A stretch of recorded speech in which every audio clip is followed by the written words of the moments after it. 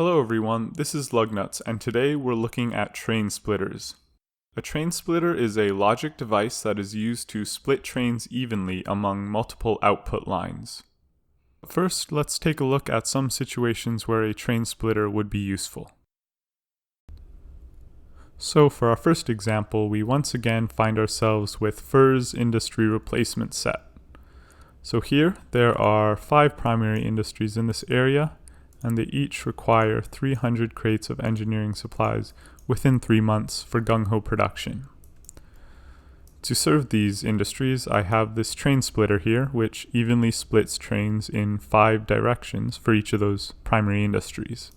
There's also this timer train, which has a cycle of 1.5 months, which releases all the trains.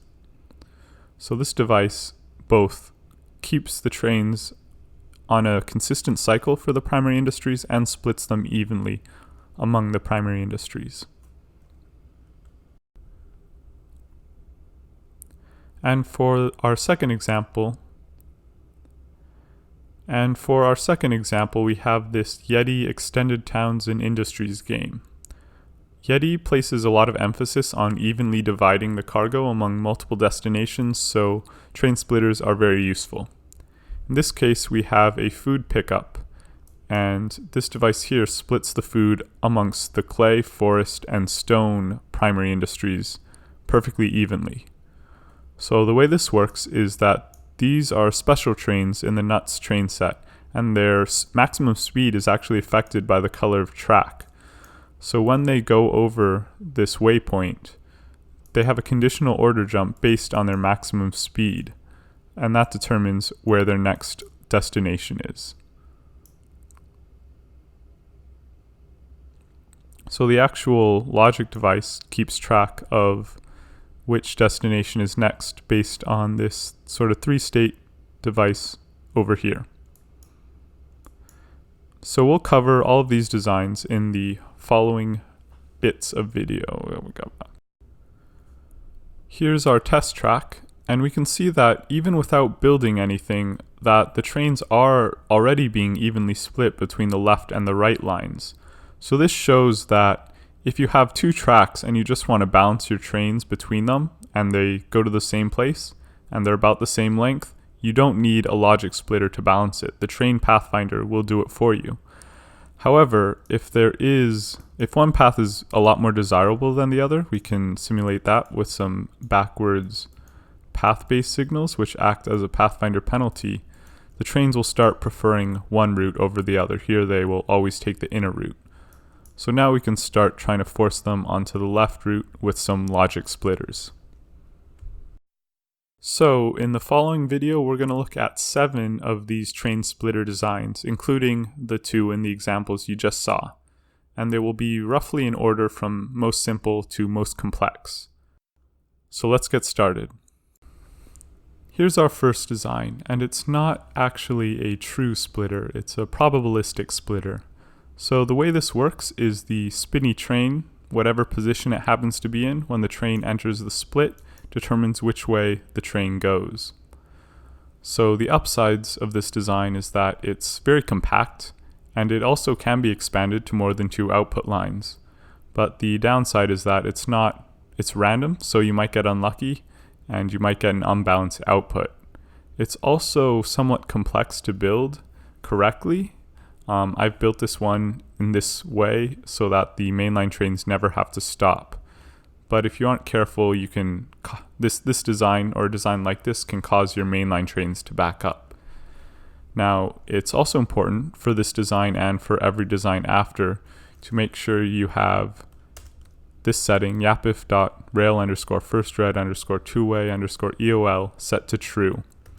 So you can do that in the console by hitting the tilde in the top left corner of your keyboard and running that command.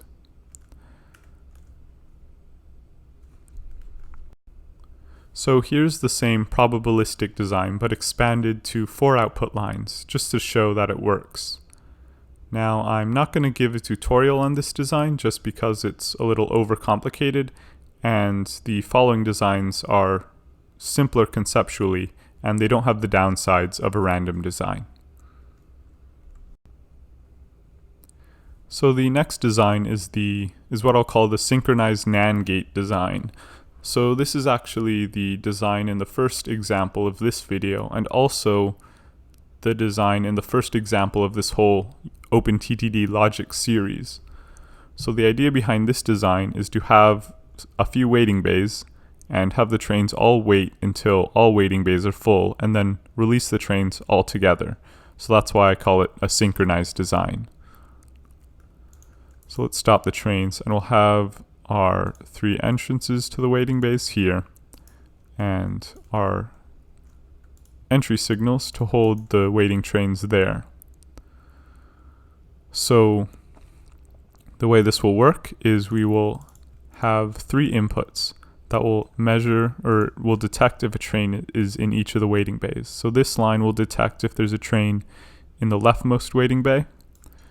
Build another line to detect if there's a train in the middle bay, and a third line for the rightmost bay.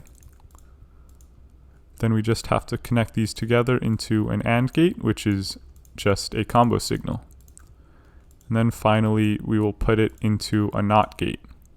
So the way this will work is if there are trains in all of the bays, the AND gate will turn red, the NOT gate will invert it to turn green, and that will be sent to the output, so all the outputs will turn green. Alright, I added the trains for the NOT gate, and now we just have to connect this output to the entry signals, which is actually kind of tricky. So let's see how we can do this. Have this one come out like this. Bridge for this one. And a bridge for the rightmost as well. And we got to make sure that we have a gate or a combo signal between each of these blocks to make sure they don't interfere with each other. So we can just squeeze it in like that, and let's see, extra signal there. So now this should work. Let's see.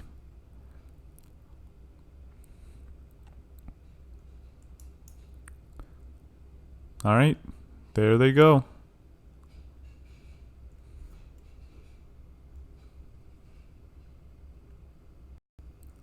And one more thing, we should make sure we have an entry signal for the entrance and 3 exit signals, so that trains won't try to go into waiting bays that are already full. So this is our final design. So you can also easily add a timer to this design, which is one of its advantages. So the way to do that is just to take one of the lines that was intended for a mainline train and turn that into a train or a line for a timer train. So I'll just build this into a loop and add some waypoints. So the waypoints are a little bit tricky. So the way we set the time period of the clock is with speed limits. So we're going to have a slow speed limit going to the first waypoint, something like 70 kilometers per hour, and then to go to the second waypoint, something faster, something about the same speed as the trains. And it can't be too fast because then trains won't have time to go through, but we don't want it to be too slow and let multiple waves of trains through. So that should be good. So here comes our timer train. And once it hits the waypoint, it should speed up through the detection system and let the 2 waiting trains through. And we can see now our trains are being released on a timer.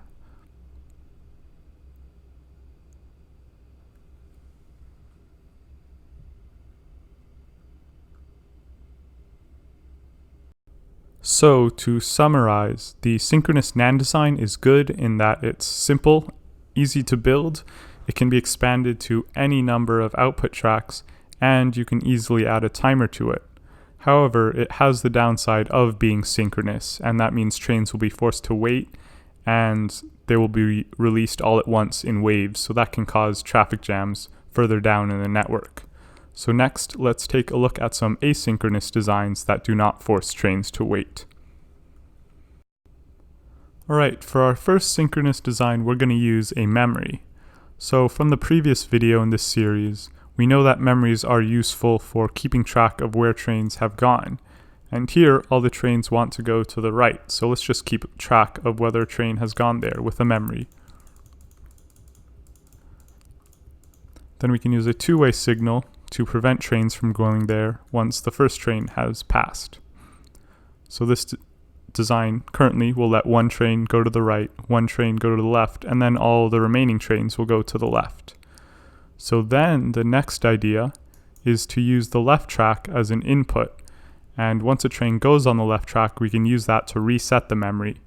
And we do that with a NOT gate.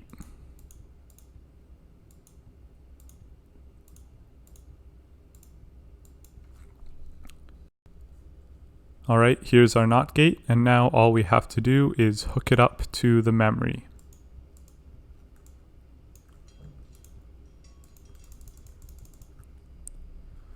Alright, so now we can see that first the train will go to the right, then the train will go to the left, which resets the right side, and repeat. So now the trains are perfectly evenly divided between the two sides. Once we have this, it's easy to add even more output lines. So for example, we add a third track down the middle. And then what we need to do is add a memory for this track as well. So I guess I'll just put it over here where there's room. And then we can use the same NOT gate to reset it. And make sure it's connected there. So here the trains will first go to the right, it seems, then the middle, then the left. And that will reset the two on the right.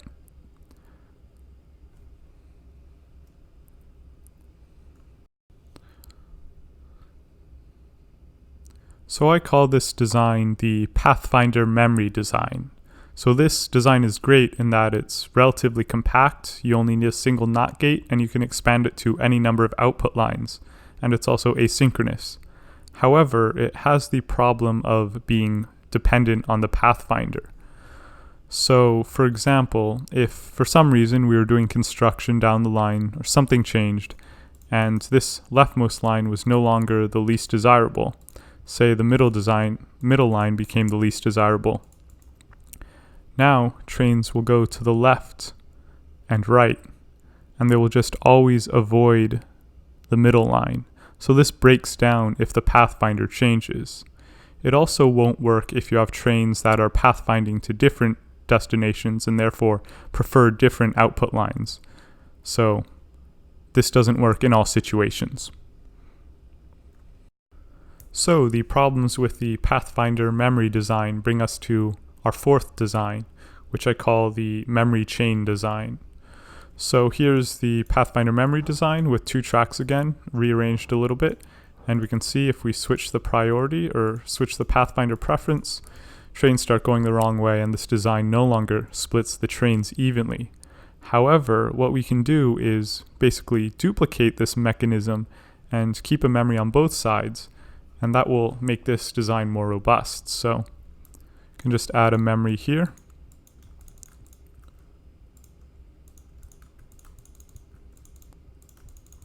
Put our two-way here, and now this will keep track of whether trains have taken the left route, which will force them to take the right route. Then once they take the right route, we can connect that again to a NOT gate.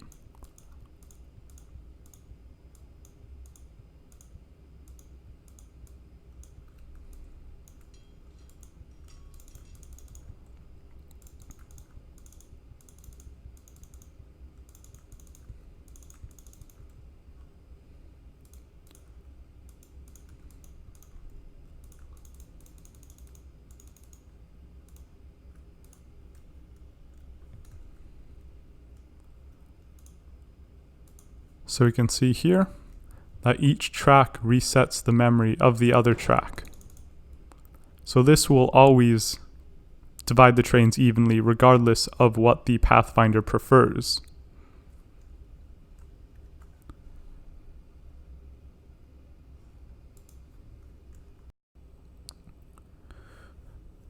The memory chain design can be expanded to any number of output tracks. So here I've quickly expanded it to 3 output tracks. So the way this works is we have 3 different memories. We have this memory, the red memory for the leftmost track, the blue memory for the center track, and the green memory for the rightmost track. We also have 3 NOT gates connected to each of the tracks. So the leftmost track has a NOT gate that is over here. So the red track resets the blue track's memory.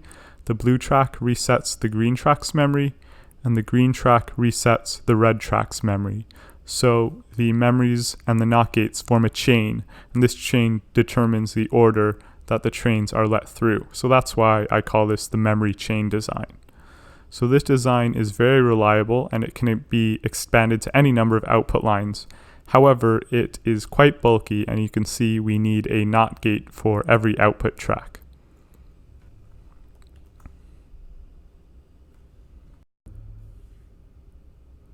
So before my favorite design, I want to show one more design that might be familiar to people who have dealt with Minecraft Redstone. And this is an RS NOR latch based design. So an RS NOR latch is basically a different way of building a memory. And it works by having 2 NOT gates that are pointing into each other. So here are 2 NOT gates, and I will point them into each other like this.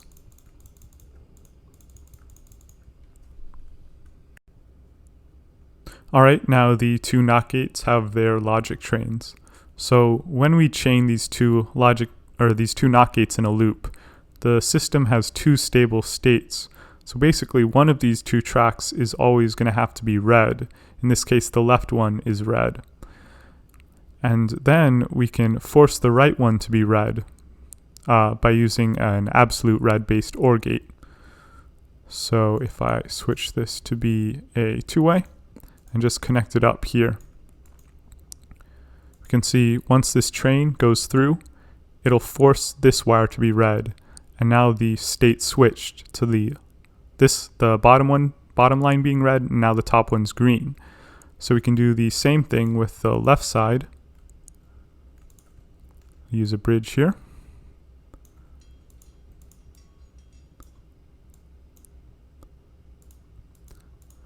And now we have a very simple 2-state, 2-direction splitter. So this is one of my favorite designs, but it only works for splitting to 2 output tracks. However, it is very reliable, and there's no issues with pathfinding or anything. So there you have it.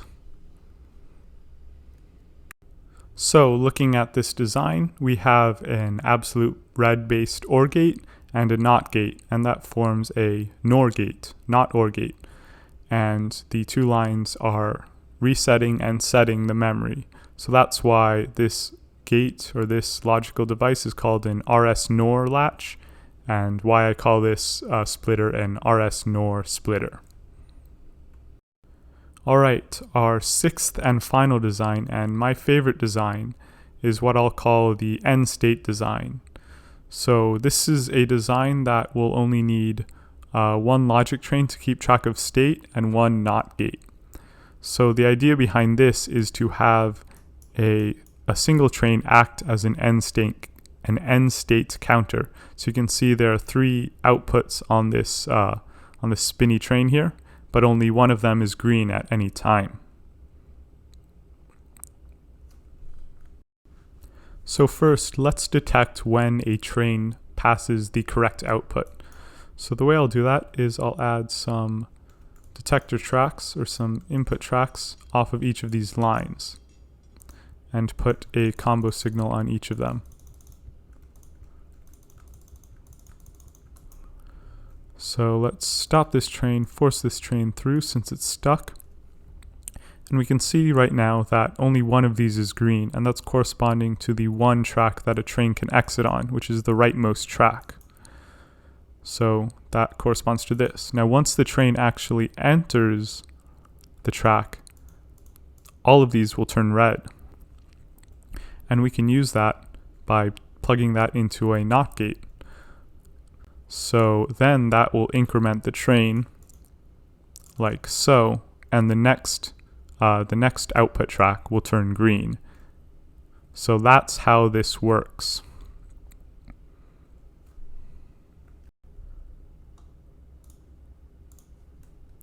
Alright, so now I've built the NOT gate here, and this is forming a NAND gate. So when the trains are let through, we can see that this stops for a moment. And that will turn green, and we're going to use that green signal to increment the counter.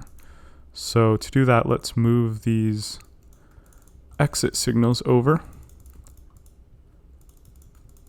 And then we can use these same horizontal lines to send the output to this counter.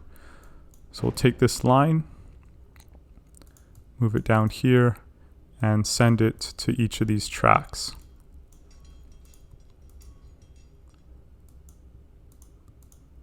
Like so.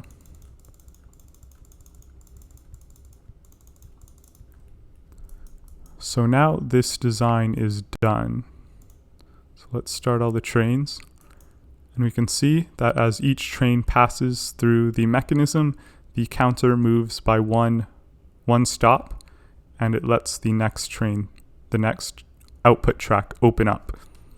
So it's quite a good design. It only requires these two spinny trains, the end state counter and the NOT gate, and it doesn't rely on pathfinding or anything, so it's reliable. And next, to show that this design can be expanded, I have this 5 output track design now, and we can see we have a 5 state counter now.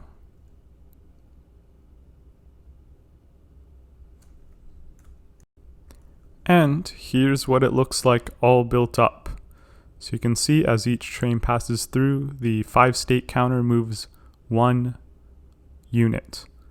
And the NOT gate activates so quickly that you can't even see it stop. And I really like this design. Now it is pretty bulky, as you can see. It got pretty big here. I built it out in a pretty big area. I didn't try to make it compact because this makes it more easy to see what's going on. But this is a bigger design than the Pathfinder based design, but it's probably smaller than chaining a bunch of memories. So there we have it, my favorite train splitting design, expandable to any number of output lines, asynchronous, and very reliable. And also very satisfying to watch.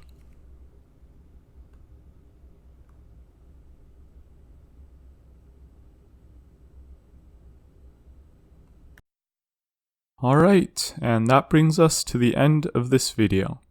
So we started out by looking at a random probabilistic train splitter, then a synchronized NAND design that's released all the trains at once, then the Pathfinder dependent memory design, which was compact but depends on the train Pathfinder.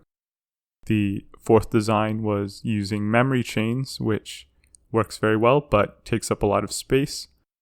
Then we had the two-way RS NOR latch design, which is good for splitting trains in 2 directions only. And finally, the end state design, which only needs 2 little spinny trains and can divide your input trains into any number of output lines. But it is a little complicated to build. So thank you so much for watching. I know this was a long video, and hopefully some of this made sense. It's pretty complicated stuff, so don't worry about it too much. Just get in game and play around with it a bit. Have some fun. Again, thank you for watching. Please consider subscribing if you aren't already, and I'll see you next time.